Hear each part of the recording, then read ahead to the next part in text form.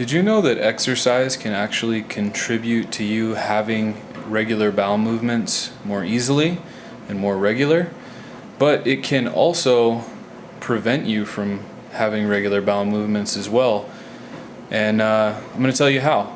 So, low to moderate intensity exercise is going to actually stimulate the muscles of the colon and the basically your intestines, your small and large intestines, and all of those actually do have muscles. Everything from your mouth to your anus hole is one gigantic tube, and sometimes it's all collectively known as the gut. And your gut is very special because it has muscles. And so when you're doing that low to moderate intensity exercise, those muscles get stimulated and they help brush that food through, and so things run more smoothly, and oftentimes people experience more regular bowel movements when they're doing that. So low to moderate intensity is basically, you can break a sweat, but you're still able to talk to someone next to you, and you might be like, yeah, it was a really good weekend, and we did this and that and all the blah blah blah. And that's basically moderate intensity for most people, is that you're still taking a breath in, and it's not a silent breath. Sometimes you can hear it, but at the same time you're not gasping for air like that while you're talking. Now, as funny as it may seem, exercise can also somewhat make you irregular in your bowel movements. Now, if you're doing high intensity exercise, which is that gasping breath if you're trying to talk, or it's no, I cannot talk, I'm focused on breathing right now, which is usually I think it's about 70% of your VO2 max or greater is high intensity exercise. That takes the blood flow away from your colon and your intestines, and is sending it to your skeletal muscles instead of your organ muscles, or the more proper term would be smooth muscle, is for your organ type muscles in your gut. And when the blood flow goes away from that, then obviously there's no food that's going to be being brushed down and moved down your stomach and your colon, and it's going to stop.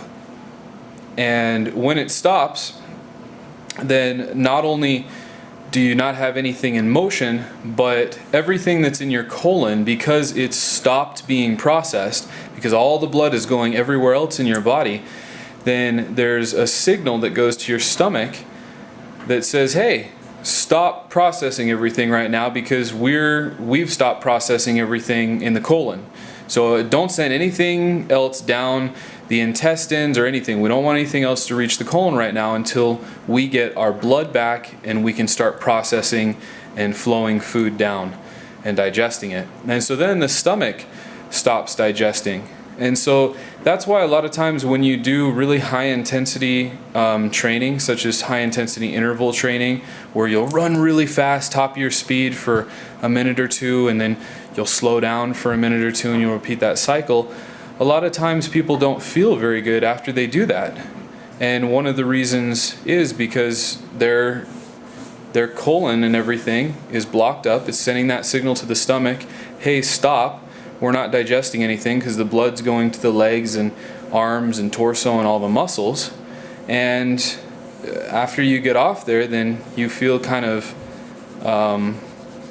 uncomfortable in your gut. And so it can take a while for you to have a regular bowel movement, because the time of transport from the moment you ate food, it went into your stomach, you started exercising very intensely, to the time that it actually comes out of your anus into the toilet is now prolonged, when it would usually take anywhere from transit time usually takes, with most foods, anywhere from 18 to 72 hours.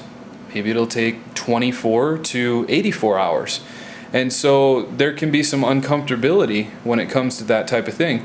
So not that high intensity training is a bad thing, it's a very good thing, but just be mindful that that may be why you may not be having a regular bowel movement if you do high intensity training often.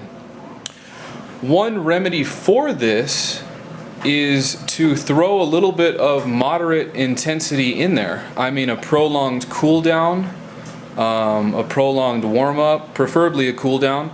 You know, instead of doing 2 or 3 minutes cooling down, jumping off while your heart's still pounding, really do a low intensity to moderate intensity cool down. Preferably, you know, you come out of your high intensity, go to moderate intensity for 5 minutes, come back down to a lower intensity for 5 minutes. It's 10 minutes. I mean, it's not that long, but if you're really crunching time, I guess it could be.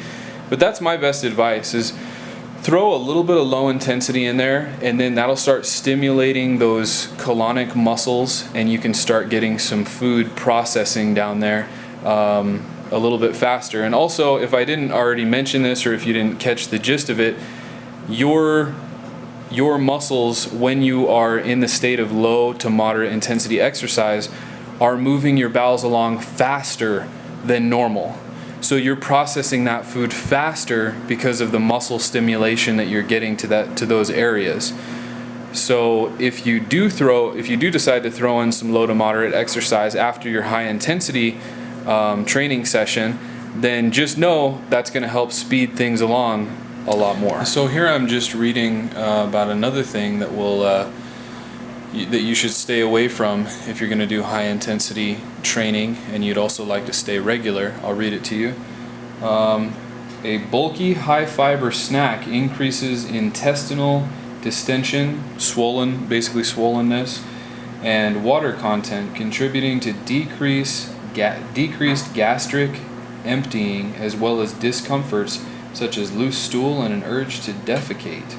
So basically you want to stay away from high fiber stuff because it's going to make your intestine feel a bit more swollen, and it's also going to decrease the stomach from wanting to empty into the intestinal tracts.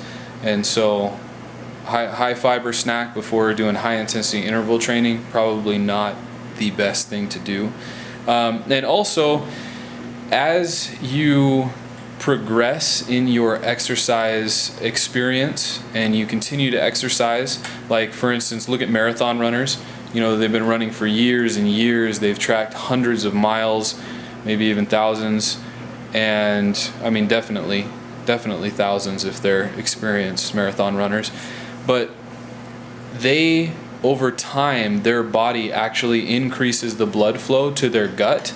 So if you're going to really make a career out of doing high intensity exercise, or that's what you love, then also the more you do it and the more you participate in it, then the more your body will regulate more of that blood to your gut.